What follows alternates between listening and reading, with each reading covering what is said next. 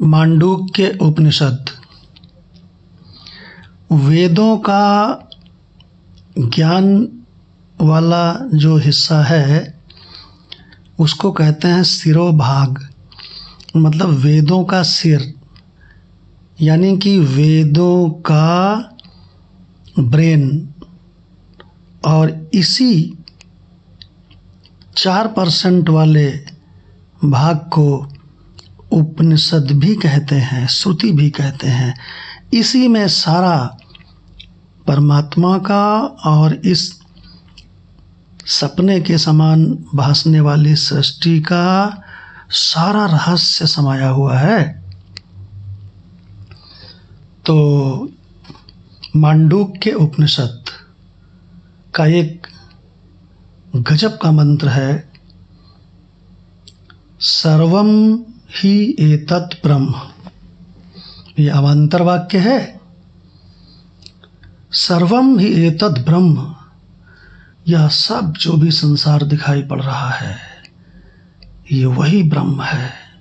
सर्वम ही एतत् ब्रह्म। क्या कह रहे हैं? अयम आत्मा ब्रह्म। क्या गजब का मंत्र है। ये जो हमारा आत्मा है ना, इस शरीर में स्थित ये जो आत्मा है ना, ये प्रकृति की चीज नहीं है कि उत्पन्न हो, बढ़े और फिर ये मर जाए। अगर ऐसा मालूम है तो वो बहुत बड़ा ज्ञानी मूर्ख है, उसे पता ही नहीं कुछ रहस्य। क्या रहस्य है? सर्वम ही एतद् ब्रह्म अयम आत्मा ब्रह्म सोऽयम् आत्मा चतुष्पात्। क्या बता रहा है मंत्र? कि सर्वव्यापी अनंत परमात्मा में ये जो सपने के समान ये सृष्टि दिख रही है, सपने के समान झूठी है। ये सचमुच में कहीं नहीं है। ये वैसे ही सच्ची लगती है जैसे कि जब सपना देखते हो तो वो भी तो सच्चा लगता है, लेकिन वो कहीं है नहीं। वो सर्वात्मा परब्रह्म का, परमात्मा का जादू है, माया है।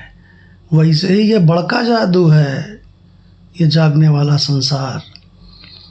तो कहते हैं ये सब क्या है? तो कहते हैं चूंकि परमात्मा का ही संकल्प है ये झूठा जगत, इसलिए सर्वम ही एतद् ब्रह्म, यह सब ब्रह्म ही है। अज्ञानी लोग संसार में ऐसा कहते हैं एक दूसरे से, कण कण में राम है, भगवान सर्वत्र समाया हुआ है, ऐसे कहते हैं। रहस्य तो जानते नहीं है बेचारे। उपनिषद तो कभी जीवन में सुनने को ही नहीं मिली, भगवत गीता के रहस्य को भी नहीं समझा।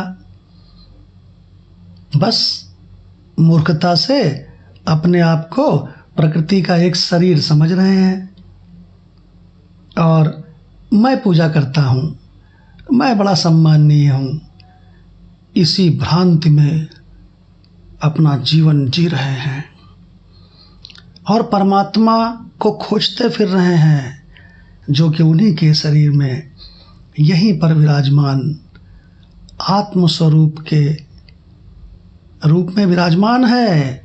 और वही पावर दे रहा है तो धक धक धक धक ये दिल धड़क रहा है।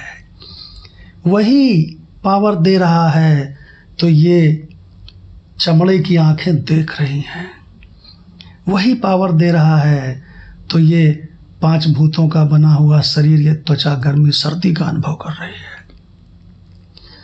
योग वासिष्ठ महारामायण में वशिष्ठ जी कहते हैं, येन रूपम रसम गंधम जानासि राघव। हे राम, जिस चेतना से, जिसकी पावर से रूप रस गंध ये सब ये शरीर की इंद्रियां अनुभव करती हैं, वही जो इस शरीर में सर्वव्यापी चैतन्य परमात्मा आत्मा के रूप में स्थित है। इसी आत्मा को परब्रह्म जानो राम, यही परब्रह्म है, यही परमेश्वर है। मूर्ख लोग इसे ना पहचान कर मंदिरों में, मस्जिद में, तीर्थ में, चर्च में न जाने कहाँ कहाँ घूमते हैं। स्वामी विवेकानंद जी कहते हैं कि मंदिरों में ताजमहल है। पशु पक्षी भी भगवान के मंदिर हैं, क्योंकि उनमें भी वही सर्वव्यापी परमात्मा आत्मा के रूप में है। लेकिन ये मनुष्य का शरीर तो मंदिरों में ताजमहल है। गजब भगवान। तो ये क्या मंत्र कहता है मांडुक्य उपनिषद का? सर्वम ही एतद् ब्रह्म, यह सब परमात्मा ही है। ब्रह्म माने परमात्मा। अयम आत्मा ब्रह्म, अरे गजब रे गजब, महावाक्य आ गया वेदों का। अयम आत्मा ब्रह्म, ये जो आत्मा है ना, इसी शरीर में हमारा और आपका आत्मा है ना, यही ब्रह्म है। सो अयम आत्मा चतुष्पात। अब इसी आत्म तत्व को 4 पादों वाला है ना, 4 भाग करके तुमको समझाएंगे। कैसे? ओंकार 4 चीजों से मिलकर बना है। आ, उ, मा और हलंत। आ माने आकार यानी कि जागने वाला संसार। उ माने उकार यानी सपने वाला संसार।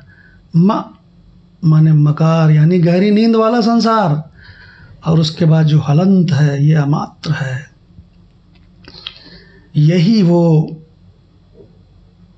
अस्थि है, यही वो चिंगारी है।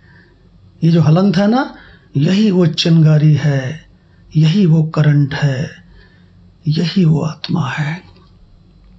तो बोले जरा एक बार फिर से बता दो सरल करके। तो कहते हैं ओंकार 4 चीजों से मिलकर बना। आ, उ, मा और एक चौथा हलंत।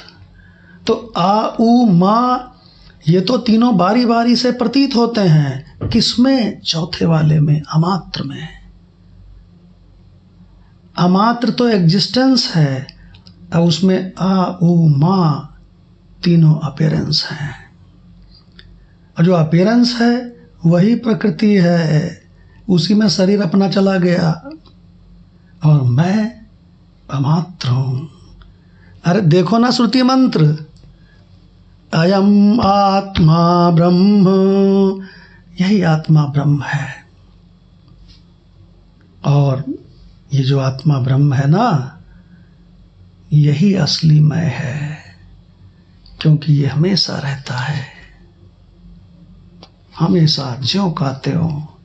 मृत्यु इसको नहीं मार सकती। यही भगवान ने पूरी गीता में समझाया अर्जुन को।